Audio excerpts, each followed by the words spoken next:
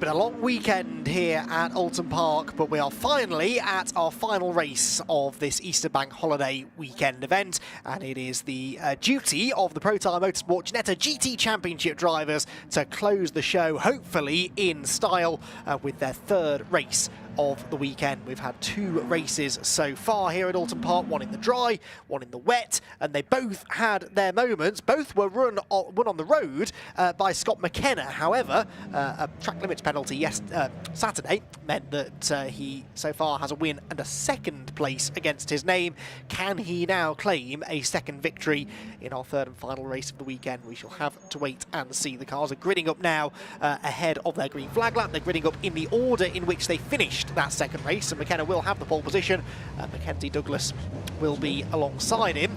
Those two have been the pace setters. They finished first and second in both races so far, and they are going to be likely, I would imagine, to be setting the pace again in this third race. We've got one of the Garlicks, Connor Garlick. I think that is well out of position on the dummy grid, but it doesn't really matter because it is a 2x2 rolling start that will kick off the race at the end of this green flag lap, so it's going to be irrelevant really where they're parked now. But those two Garlicks, who had a terrific scrap for the bottom step of the podium in race one, are also going to be two to watch, I think. Connor Garlick getting the better of Luke by 35 thousandths of a second, having got the switchback on the exit of Lodge Corner and beat him to the line by a nose, literally. It was a fantastic move, a fantastic finish to what had been a very, very eventful race.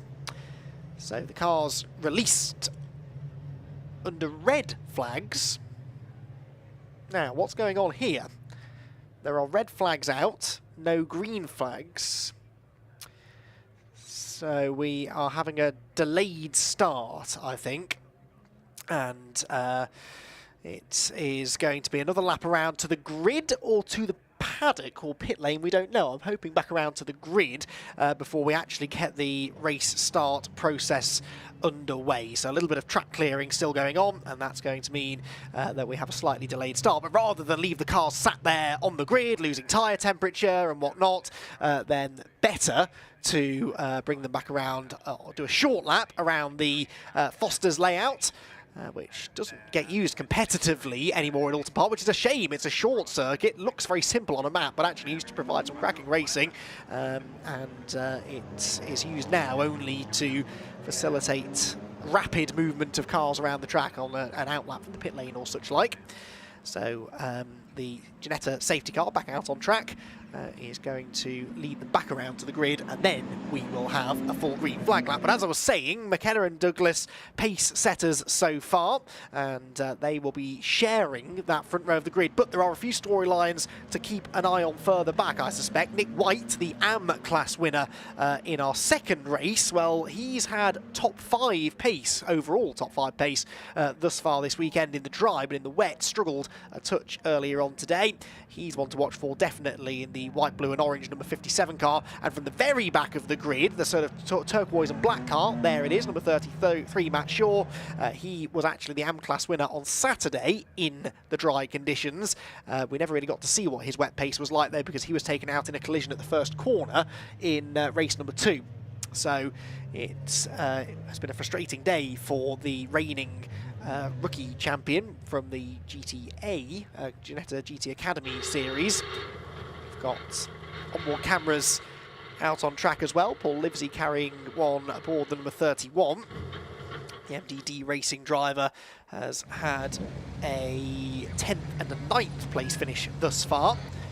That has been the 4-man. However, in the wet, he was dominant, utterly dominant. Disappeared up the road, no one could keep up with him. However, in the dry yesterday, less so, and he didn't get a great start. He started from pole position yesterday, did Scott McKenna, but did not lead into turn 1. McKenzie Douglass got the lead, and Scott then spent 2/3 of the race, 3/4 of the race really, trying to find a way around him. So it was a brilliant battle between them, and McKenzie Douglass will be trying to hold on to that shred of hope that maybe if he gets ahead of Scott at the start of this race, he might have a chance of beating the ex-British GT driver. Scott, of course, did a season in 2021 aboard a GT4 spec Toyota in British GT. back in a Ginetta now, his spiritual home really, Ginetta, and great to have him back on the grid. So the green flag lap proper now gets underway. They should now do a full lap of the international circuit, which is dry as far as I can tell. I mean, an hour and a half or so ago, it was absolutely sodden. Puddles, standing water, huge amounts of spray. Now, the track conditions are not perfect, certainly, but infinitely better than they were for the bulk of the day. So McKenna versus Douglass is the story from row 1. Who is going to get that run into turn 1? We'll find out in a minute or two. Scott has the pole.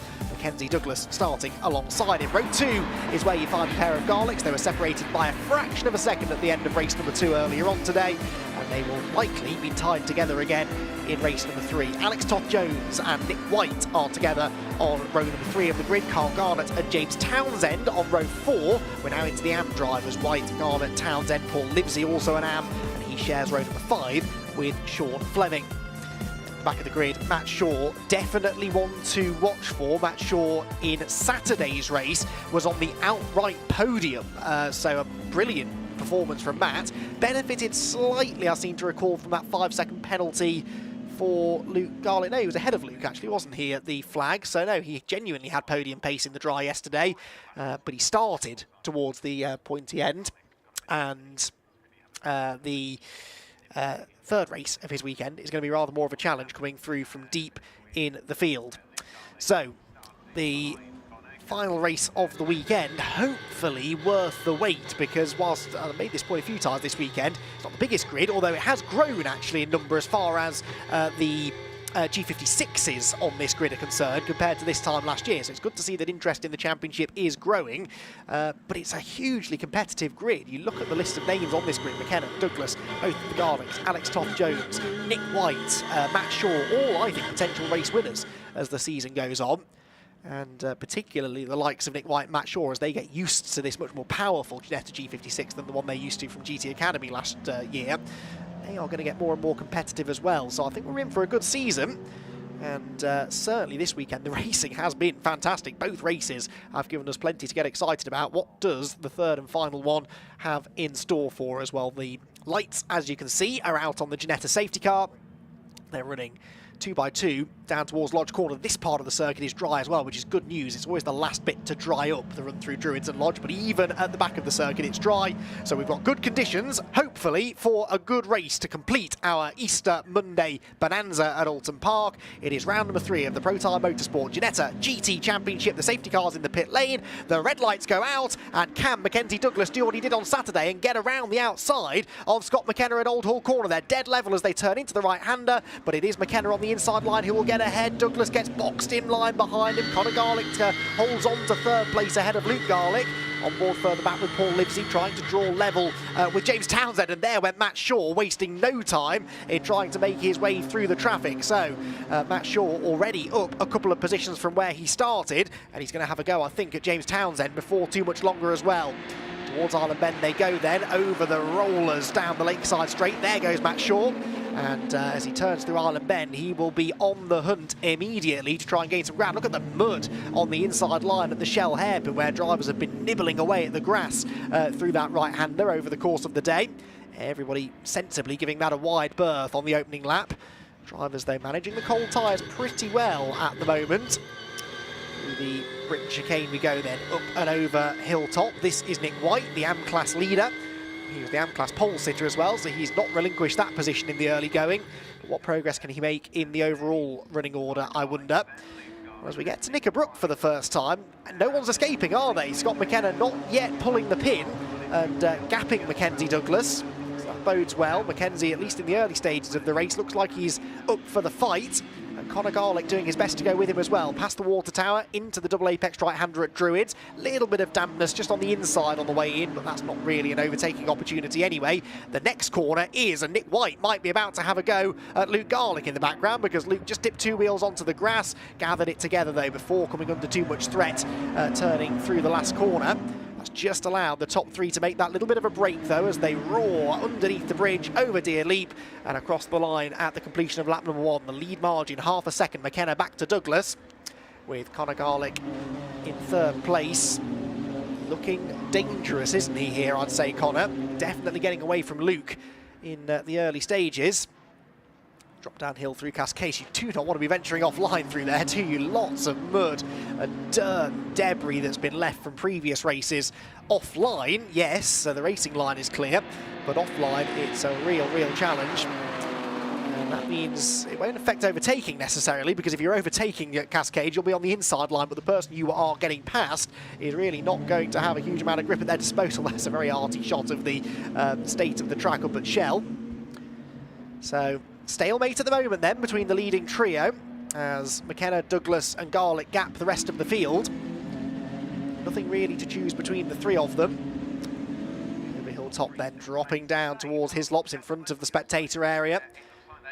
McKenna just covers the middle ground coming over the hill, but drifts back over to driver's left before he hits the braking zone, just deterring any late lunge that McKenzie Douglass may have been inclined to make. Matt Shaw continuing to make his progress as well. Matt Shaw is 8th overall, that is 4th in the AM class. Right behind James Townsend, Carl Garnett and Nick White. So he's certainly on for potentially a class win if he can make some progress through that group of drivers that I just mentioned. How far up the overall order he can get, we'll have to wait and see. Down towards Lodge Corner come the leading three. McKenzie Douglass closing back in again now on McKenna. As he rolls through Lodge, tries to pick up the power nice and early, which he does. He's only a car length adrift as they come across the timing line. But it's a relatively short run through past the pits into Old Hall Corner. Again, a very bumpy braking zone, a corner that tightens up right at the apex, so it's difficult to get up the inside there. Very inviting on the way in, but then it tightens up on the apex, and the momentum lies with the car that took the wider line in. So, big moment for Connor Garlick there through Cascades. There are places where you can be tempted into making a move here at Oulton Park, but ultimately you've got to be prepared to get your elbows out, and you've got to try and make sure the move is successful. Otherwise you're likely to end up going the wrong way down the order, rather than making forward progress. Out to the Shell hairpin again. Further back, Matt Shaw is now on the tail of Garnett and Townsend in the AM class, but they're all about 2 seconds now adrift of Nick White, the class leader. So Nick White is making hay at the front of the AM category.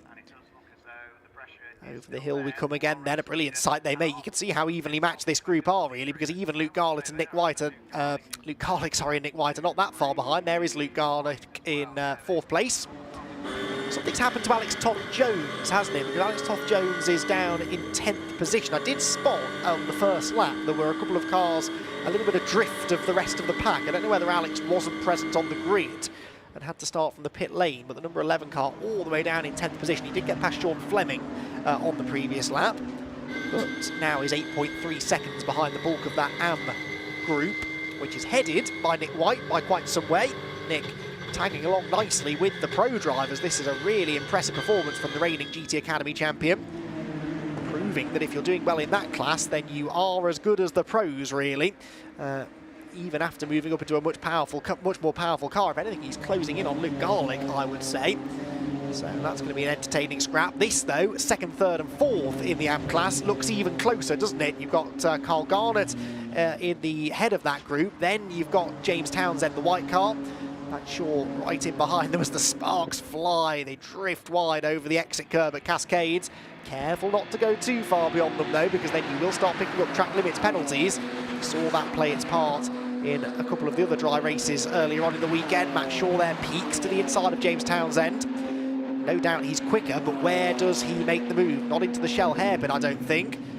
Really one line through there, even in the dry conditions now. Matt Shaw is pushing on, so too is McKenzie Douglass. Look how he's close right in now on the race leader Scott McKenna, and look to be trying to generate a bit of a run over hilltop. That was extremely close for the leaders. So Scott McKenna definitely not getting away. Actually, he maybe got too close to the race leader there, did McKenzie Douglass. It's backed him up into Connor Garlick. So for whatever reason, Scott McKenna does not have the speed in that car that he showed in Saturday's race. And it's certainly not that he showed in the wet race earlier on today. McKenzie Douglass, for me, looks the quicker of the two. And Connor Garlick sat in 3rd position, waiting to try and take advantage if he can. That was on board with Luke Garlick, the black machine, in 4th. But this leading group are now concertinaing right together, and McKenzie Douglass is hounding Scott McKenna for the race lead as they round Druids and head for Lodge Corner for the 4th time. Is he close enough to try and make a move to the inside? The answer at the moment is no. But you feel that he's going to have a go at some point before the checkered flag flies, which will not be for another 13 minutes. Plenty of time left yet for McKenzie Douglass to try and force a mistake out of Scott McKenna, but Scott McKenna is not one of those drivers who tends to make a lot of mistakes, so McKenzie's going to have to be patient. And again, ever present is the danger of Conor Garlick pouncing on McKenzie if he does go offline. Already that gap between the leaders has just started to grow again. Was that McKenna getting spurred on, or was it a little moment maybe for McKenzie Douglass? Conor Garlick definitely exceeding track limits that time out of Cascades, and that means that Luke is now right back on his tail. They round Island Bend once again. So another fascinating racing prospect here then, isn't it? We're about a third of the way through, and now the leading 5 almost as one, heading through the Shell hairpin towards the Britain chicane once more. Fastest lap set by Nick White, by the way. There he is, the number 57 car. He's just set the fastest lap of the race, a 1:46.8. Now, how does that compare out of interest to the pace from yesterday's race? The fastest lap yesterday set by Scott McKenna, a 1:44.8. So we are 2 seconds, well, Nick White is 2 seconds off the fastest lap from Saturday's dry race. But McKenna is a further second slower than that. So obviously the track conditions aren't perfect at the moment, otherwise we would be seeing them getting down towards those lap times, although worth pointing out that they have a limited amount of tyres that they can use over the course of a weekend. And so if we are now, as we are at the end of the weekend, perhaps these tyres are not brand new. In fact, it's very unlikely that they are, even though they've had a wet race today. They will still have done plenty of miles on these slicks, so that perhaps explains the lack of pace, but also I do think that Scott McKenna is struggling a little bit. He's pulled a bit more of a gap as they come through at the end of the 5th lap. But 1, 2, 3, 4, 5 of them covered by a fraction over 2 seconds. Then the gap back to Carl Garner, who's got away now from James Townsend, who also has broken clear from Matt Shaw. So Matt Shaw's charge has not quite ignited in the way that I expected it to. There he goes through Old Hall Corner, clobbers the curb. Not ultimately going as quickly as you would expect. He just did a personal best lap, but was slower than the cars ahead of him. Fantastic sound they make as they turn through Island Bend. This lead group also just spreading themselves out a little bit now as we approach half race distance. You get the feeling that McKenzie Douglass is going to get back on turns with McKenna at some point. There'll be a bit of defending, and that will bottle them all back together again. I think there's definitely some life left in this 3rd race of the weekend, the Protyre Motorsport Ginetta GT Championship. Head through the Britain chicane, over the hill towards Hislops once more, riding on board as we drop steeply downhill. And this is Nick White that we're on board with, the AM-class leader, but right now I think he's more interested in trying to buy into this battle that's happening ahead of him. The Garlicks are getting themselves back together, and what we've seen already this weekend is that they do not go easy on each other. So this is going to be a bit of a scrap, I think, ahead. They're dropping away from the leaders as well, so that will incentivise Luke Garlick to really go on the attack, I suspect, before the leading 2 get too far away. Outright fastest 2nd sector for McKenzie Douglass, paired with a personal best in sector 1, means that he's gaining fractionally again on the race leader. See what the lap times are as they come across the line then. 6 laps in the book. McKenna had snatched the fastest lap back and actually improves upon that time again. He was exactly 2/100ths of a second quicker than his pursuer, as Matt Shaw all of a sudden comes to life and drives straight around the outside of James Townsend for what is 3rd in class. That looked a bit too easy though, almost like Townsend had a moment at Lodge. It was quite a slow lap for James. Everybody else really setting personal bests, and he was a couple of seconds off the pace, so perhaps had a moment somewhere in the final sector. Leaders are at Shell. McKenna, Douglass the order, then the Garlicks, then Nick White becoming a bit detached maybe from those two at the moment. Nick, of course, getting used to slick tyres, which we run in this category. It was a semi-slick that he was used to in the GT Academies last year. So over a race distance, over a weekend, those tyres will behave very differently to the tyres that he was used to. Garlick, though, with a bit more experience of that from his Ginetta GT5 racing antics in recent years. He was the champion a year ago, a class that ran alongside this for 2023. GT5's phased out now, more or less, and we have the G56s, 11 of them this weekend, but hopefully a few more on the way. Now on this lap, it's actually the man ahead of us that is going rather quickly. Garlick with an outright fastest middle sector, 10th of a second maybe quicker than the cars ahead. They're just trading sector times really, 10th by 10th. No one's got a big pace advantage over anybody else, and that's what's making overtaking a little bit more tricky in this one.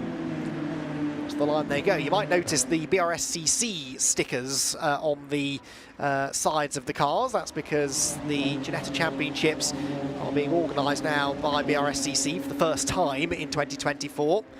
Partnership that I think both parties are very grateful for. Very much looking forward to seeing develop in the future.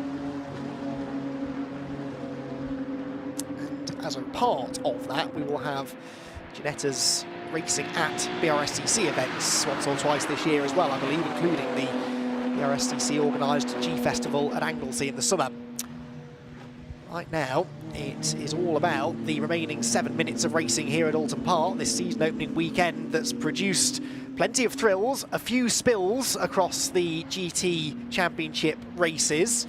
What does the third race have in store for us? Well, we've just had a new fastest lap set, I can tell you, actually, by this man, Luke Garlick, a 146.6. So that looks great, but he was actually only 2/100ths quicker than Conor Garlick ahead of him, who was a 10th quicker than the two drivers in front of him. So it's not really making a big difference. You might be setting fastest laps, but you're not taking huge chunks of time out of the cars ahead of you. However, that camera down at Knickerbrook looked a little bit, based on the lighting, like we had some rain on the way. That could spice things up. Sean Fleming, sadly, is not going to be here to see that because he's in the pit lane and heading for retirement. Failed to finish the race earlier on today as well, so it's been a frustrating bank holiday Monday for Sean. But do we have a little bit of rain arriving? There are ominous-looking dark clouds coming from the top end of the circuit, so the shell hairpin end of the track. And that would throw the cat among the pigeons, wouldn't it? Let's see if we can get through the remaining 5 minutes and 40 seconds without inclement weather striking again. Through Old Hall Corner we go. This time McKenna snatches the fastest lap back, but again, so evenly matched. A 46.5 for the leader, a 46.5 for Douglas, a 46.7 for Conor Garlick, 46.9 for Luke Garlick, and a 47.0 for Nick White. So half a second covering the lap times between the top 5 drivers. And that was actually a lap where the leaders were noticeably quicker than the others behind. On other laps, it's been closer than that even. That is always the trouble when everyone's going at roughly the same speed. Difficult to really outfox the cars ahead of you and actually find a way past them. Garlick's round shell. This lead gap just came down though, definitely that is a smaller gap than the 7/10 of a second that it was at the start of the lap. Was that a mistake for McKenna, or has McKenzie Douglass found an extra gear, so to speak? He's certainly making Scott look in his mirrors now as they drop down into the Hislop chicane. McKenna's car moving around a lot under braking. Wonder whether McKenna's gone for a softer setup for this race than Douglas, maybe in anticipation that it might still be a bit damp and greasy out there. Remember, the teams set the cars up perhaps half an hour or more before the race gets underway, because then they've got to get the tyres on the car, get the driver in the car, get the car to the assembly area, and they have to be in the assembly area a good 10 or 15 minutes before they're released. So you have to anticipate the track conditions a bit.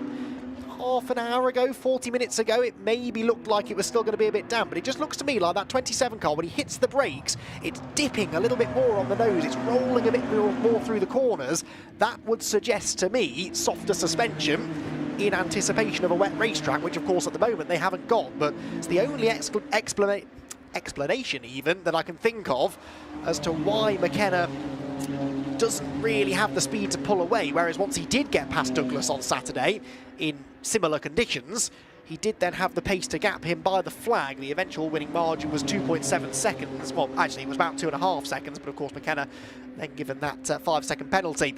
Meanwhile, back in the AM class, Matt Shaw continues his charge forward. He's caught Carl Garnett now. This would be for 6th overall, but 2nd in class.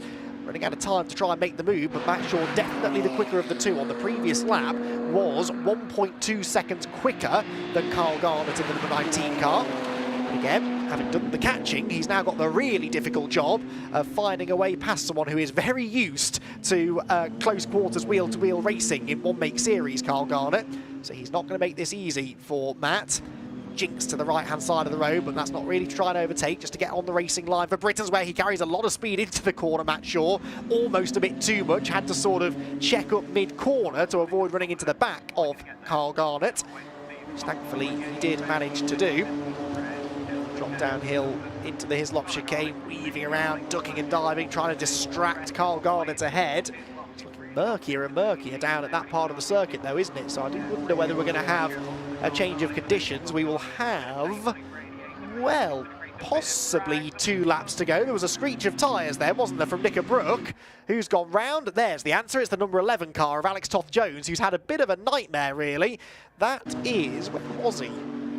Not sure which bit of the Hislop's Knickerbrook sequence of corners he was pointing the wrong way at, but anyway, Alex Toth-Jones has not been as quick really this weekend as we expected. Matt Shaw on the inside of Carl Garnett, there is contact, more damage to Matt Shaw's car. Carl Garnett will just about dig his way out of the gravel trap. That was fortunate, but Shaw's car is broken. Looks like Garnett's got broken rear suspension as well, and unfortunately that will likely end both of their races. Garnett has continued, but Matt Shaw, I fear, is destined for the pit lane. There is at least a puncture. Oh, he spins, actually. Spins heading into the pit lane. Thankfully avoided the end of the pit wall, but that car obviously has broken front and rear suspension, as it had in race 2 earlier on today on the same side. So that is unfortunately a case of history repeating itself for Matt Shaw a bit later in the race this time. If he can't get that car moved though, it's going to need outside assistance. Here's the replay. Came from a little way back, got to the inside, but then, well, in fairness, he was at the apex, was Matt Shaw. But Carl Garnett will argue that he was never going to make the apex. And then, as they both rejoin, you'll see Garnett's car is crabbing, and Matt Shaw, luckily avoided by whoever was coming up behind them, then tries to get into the pit lane and does something break on the left-hand side of the car. He hits the brakes, and it pitches around just like that. That's the broken suspension that's done that. And, well, luckily, the marshals have done a brilliant job there of dragging it at least behind the rector cell barrier that protects pit entrance, which means that we don't need to go safety car, which is good news because it means we get one more lap of racing after this. I was just starting to say when that kicked off, touch and go whether we would have time for the extra lap, but with 30 seconds left on the clock, they're already at Lodge Corner, and we are going to get one more lap of racing. Then yellow flags out, of course, on the exit of Lodge, but they will clear by the time they get to the timing line, and Scott McKenna might still have a bit of defending to do. Across the line they go. The top 4 cars, after 11 laps, are still separated by less than 2 seconds. The fastest lap, by the way, now belongs to Connor Garlick. He set that lap a couple of laps ago, a 46.1. Still the best part of 2 seconds off the pace from yesterday, but that is faster than anybody else has managed. And I think you get a point for fastest lap. Yes, you do. 1 point for fastest lap in this championship. So that is worth something then for Connor Garlick. Nick White, meanwhile, has dropped well away from that leading group now, to the tune of 6.6 seconds, but he still leads the AM class, which of course is minus a couple of cars now after that skirmish at Lodge Corner. Now, are we setting up for another grandstand finish between the Garlicks, I wonder? Connor has caught Luke again. And it was the other way round, of course, in the closing stages of race number 2 earlier on today. It was Connor applying the pressure to Luke, forced Luke to defend into Lodge Corner on the last lap, which gave Connor the better run off the corner, and he pipped him to the line by a nose. Can Luke now redress that, repay the favour, I wonder, in this third and final race of the weekend? It's not going to be quite so close for the win, though, I don't think. Scott McKenna, whether it has been set up or whether he's just been pacing himself in this one, I don't know, but he now has got McKenzie Douglass at arm's length. 3/4 of a second or so was the gap at the start of the lap. It looks similar as they head up over Clay Hill. In fact, it's grown to a second at the end of Sector 2. So the real battle is going to be once again for the bottom step of the podium. I think Scott McKenna will have won all 3 races this weekend on the road. The results will show just 2 wins and a second place, but with it the championship lead as we head to Silverstone next time out. Scott McKenna turns into Lodge Corner for the final time. There is no repeat, I don't think, of the drag race to the line for 3rd place, but that will actually be for 2nd place because McKenzie Douglass has a penalty, so McKenna wins it. Douglass second on the road, but 5 seconds for track limits are added onto his time, so it's a double Garlick podium. Connor Garlick ahead of Luke Garlick by 0.3 of a second this time, and they both leapfrog ahead of the number 24 car. Nick White claims the victory in the AM class, meanwhile, 5th place overall, and it'll be quite a long wait then for James Townsend and Felix Livesey to complete that particular podium. But Scott McKenna the winner, and well, he knows this feeling, doesn't he, really? He won on the road on Saturday only to lose it due to a penalty. Now, McKenzie Douglass didn't win this one on the road, but second place will become fourth after those 5 seconds are applied. And I don't think that McKenzie knows about that yet, because that was, again, like McKenna on Saturday, only applied on the final lap of the race. So, a drama-filled weekend in the Protyre Motorsport Ginetta GT Championship. Nick White, though, comes away with 2 class wins from 3 and some very promising overall performances as well. He looks like he's going to be a bit of a thorn in the side of the pro drivers by the end of the season. Very much looking forward to seeing how he comes on. So, in the AM class, a win for Nick White. Overall, though, it was Scott McKenna victorious by a 1.5 seconds over Connor Garlick and Luke Garlick, who both inherit podium places after McKenzie Douglass picked up a 5-second track limits penalty. Nick White in 5th wins the AM class ahead of James Townsend and Paul Livesey, with Alex Toth-Jones 8th after a spin. Carl Garnett has not yet made it to the flag, but I believe he's still running with that wounded car after his clash with Matt Shaw, who not finished, and Sean Fleming retired to the pits about halfway through the race. So the Ginetta GT Championship, along with all of the Ginetta Championships, will next be out at Silverstone on the 27th and 28th of April on the full Grand Prix circuit. That is going to be one not to be missed for sure. But Oulton Park has served up its fair share of drama and excitement, it must be said. And the Protyre Motorsport Ginetta GT Championship is going to be a fascinating campaign this year.